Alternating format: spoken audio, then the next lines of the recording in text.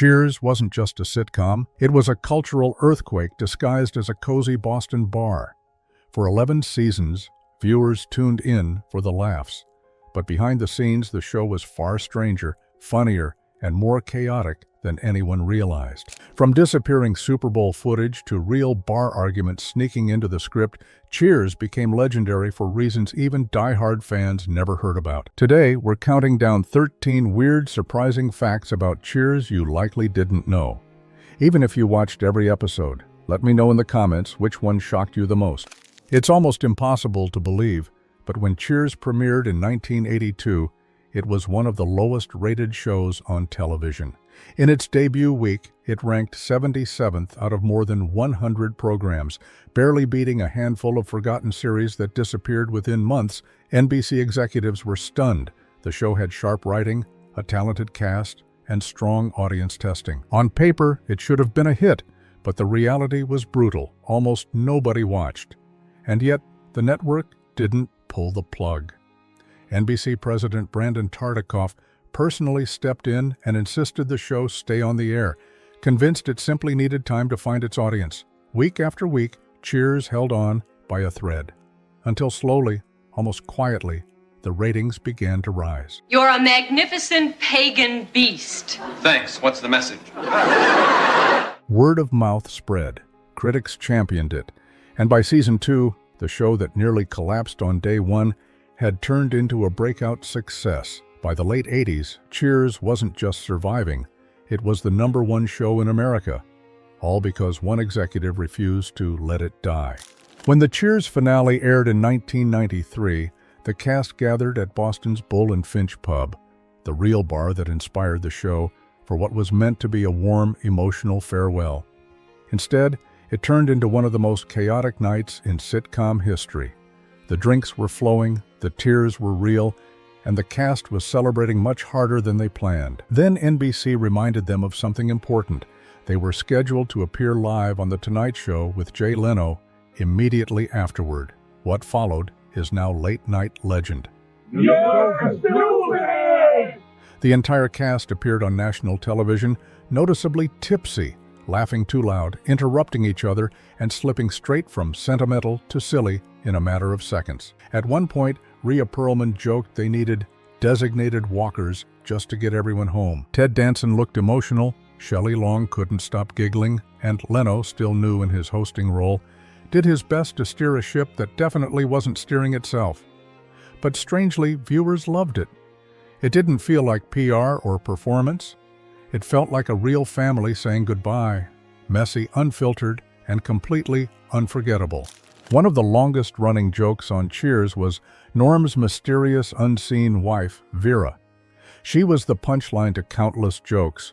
I know I make a lot of jokes about Vera, but the truth is, if that woman ever packed her bags and left me, I don't know what I'd do first. Norm adored her, teased her, and hid at the bar to avoid her, but viewers never really got to meet her, or so they thought.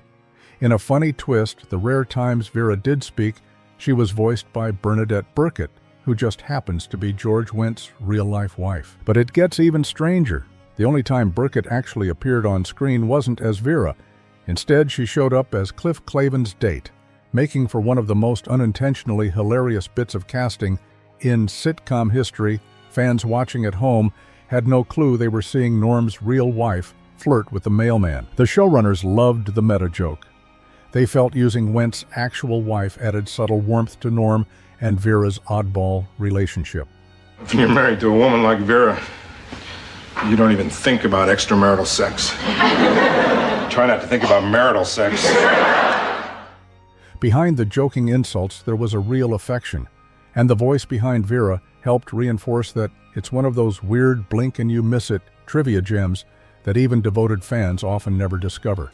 It's hard to imagine Cheers without Where Everybody Knows Your Name, but the iconic theme was actually the 4th attempt to find the right song.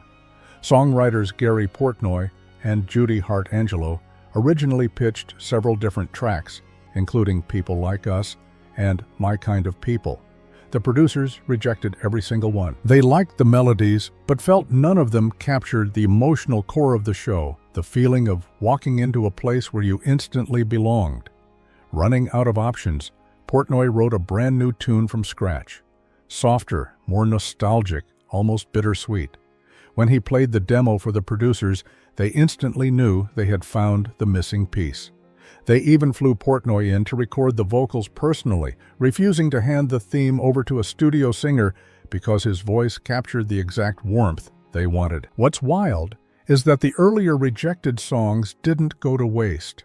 One was repurposed for a stage musical, another was reworked for a later album, but none of them came close to the emotional punch of Where Everybody Knows Your Name, a theme so iconic that it practically became a character on its own.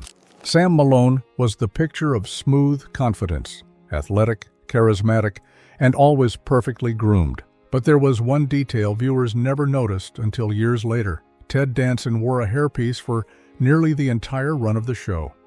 Off camera, Danson's hair began thinning earlier than expected, and producers worried it didn't match the image of the handsome former athlete written into the script. Newspapers even ran before and after photos, treating it like breaking news. What made it funnier is how the show later leaned into the joke. Subtle references to Sam's vanity and obsession with grooming started appearing, turning a behind-the-scenes secret into a gentle wink at the audience. Far from damaging his image, the reveal made Danson more relatable, and strangely, even more likable. The writers of Cheers were committed to authenticity, maybe a little too committed. In the early days of the series, they struggled to capture the natural rhythm of real bar conversations. So instead of guessing, they went out into Los Angeles bars, armed with notebooks, quietly eavesdropping on patrons the same way Cliff Clavin might. They'd scribble down overheard debates, jokes, and bizarre rants, then bring them straight into the writer's room. One of the most famous examples is in the Cheers pilot, when the gang gets into a heated argument about the sweatiest movie ever made. That wasn't written by a staff writer. It was lifted word for word from a real conversation the writing team overheard. And Cliff's endless stream of bizarre trivia. If you go back in history and take every president, you'll find that the numerical value of each letter in their last name was equally divisible into the year in which they were elected. Those were inspired by actual know-it-all bar regulars who confidently shared information that was, let's say, questionable. Boston locals later said they recognized some of these debates from real life. The show wasn't just imitating bar culture, it was mirroring it. The writers captured the exact chaotic, funny, occasionally absurd tone you hear in bars all over America, which is probably why so many viewers felt like the Cheers bar could have existed in their own neighborhood. Sam Malone became one of TV's most iconic ex-baseball players, but that detail wasn't part of the original plan. In early drafts, Sam wasn't a pitcher at all. He was a former NFL star. The creators initially envisioned a tougher, more rugged character modeled loosely on real-life Los Angeles Rams defensive end Fred Dryer. Dryer even auditioned for the role and came close to landing it. But everything changed when Ted Danson walked in. He wasn't physically imposing like a pro football player, but he had an easy charm and natural comedic timing the showrunners couldn't ignore. They loved him, but they didn't believe audiences would buy him as a retired NFL athlete. So they rewrote Sam's entire backstory, turning him into a washed-up Boston Red Sox pitcher instead. Overnight, the character shifted from a bruiser to a charismatic flirt with a slightly neurotic streak, a change that ended up defining the entire series' tone. Funny enough, Fred Dryer didn't walk away bitter. He later guest-starred on the show and joked about losing the greatest gig in television history. Even he admitted that in hindsight, Ted Danson's version of Sam Malone was absolutely the right call. One of the most emotional moments in the Cheers finale wasn't a line of dialogue, it was a photograph. During the final scene, Sam walks around the empty bar, takes one last look at the place, and pauses to straighten a framed picture of Geronimo. For casual viewers, it was just a small character moment, but longtime fans and cast members knew it was something far deeper, a tribute to Nicholas Colasanto, the beloved actor who played Coach. Colasanto kept that photograph of Geronimo in his dressing room as a good luck charm. When he passed away during the third season, the cast and crew quietly placed the photo on the Cheers set as a permanent reminder of him. It stayed there for the rest of the series, always hanging in the background near the bar. By the time the finale aired, the cast had worked with that picture watching over them for nearly a decade. So when Sam gently straightened it, it wasn't just a character polishing his bar, it was the show's final, subtle farewell to the man who helped define Cheers' early heart. A tiny moment, but one that meant everything to those who knew the truth. During its early seasons, Cheers received a surprising amount of viewer mail complaining about the fake laugh track. Audiences insisted the laughter sounded too loud, too perfect, or too well-timed to be real. The irony? Cheers never used a laugh track at all. Every laugh came from a live studio audience packed into Paramount Stage 25.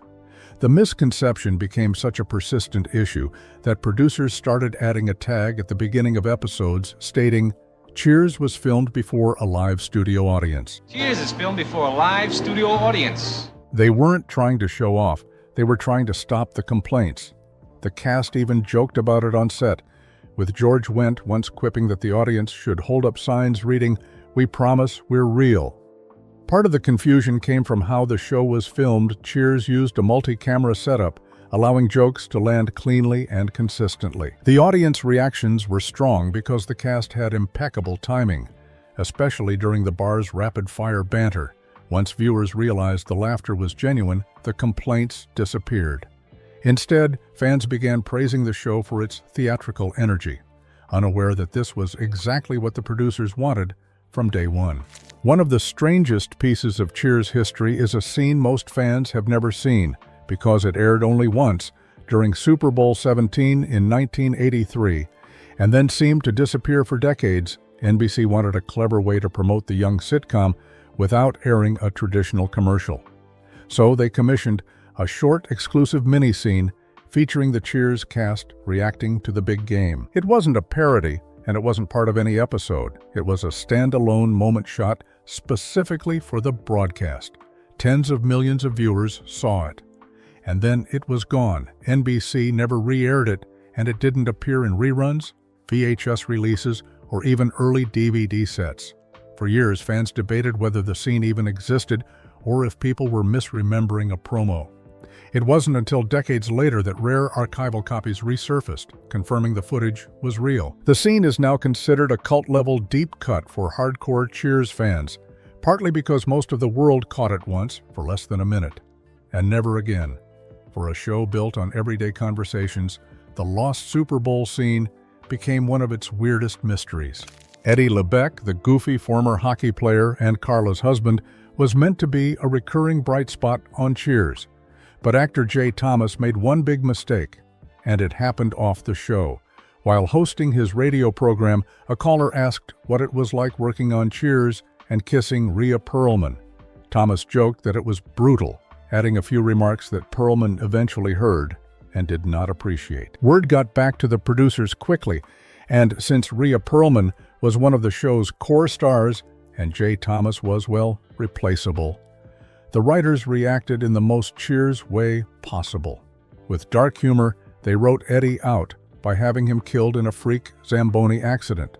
It wasn't subtle, it wasn't graceful, but it was absolutely deliberate. Fans were shocked at the sudden death, but behind the scenes, it served as a warning.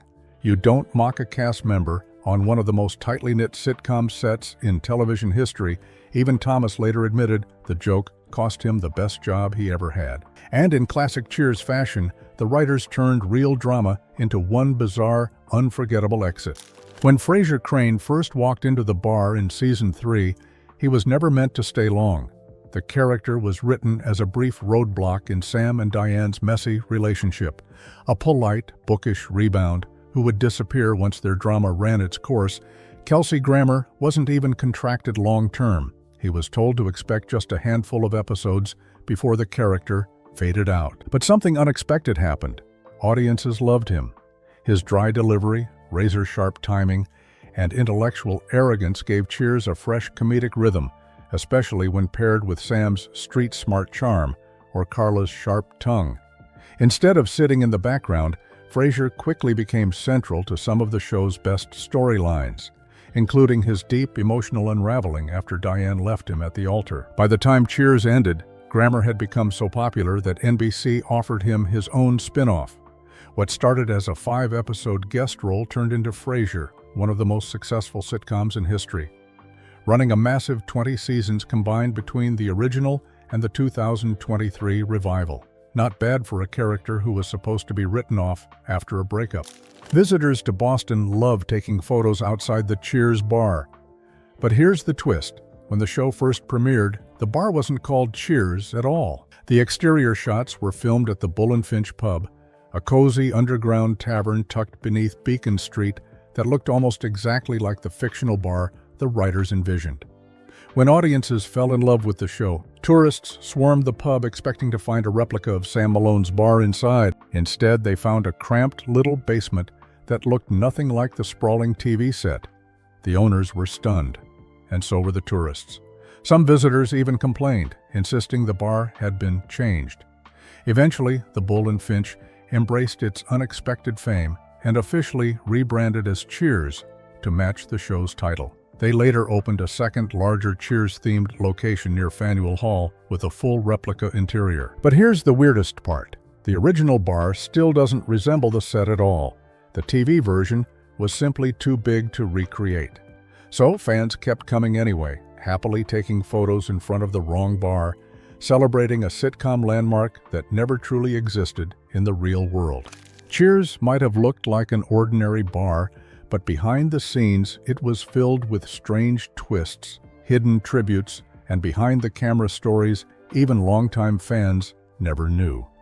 From near cancellation to unexpected sitcom legends, the show's legacy is built on surprises that still fascinate audiences today. Tell me in the comments who your favorite Cheers character was, and if you enjoyed this video, YouTube thinks you'll love this one.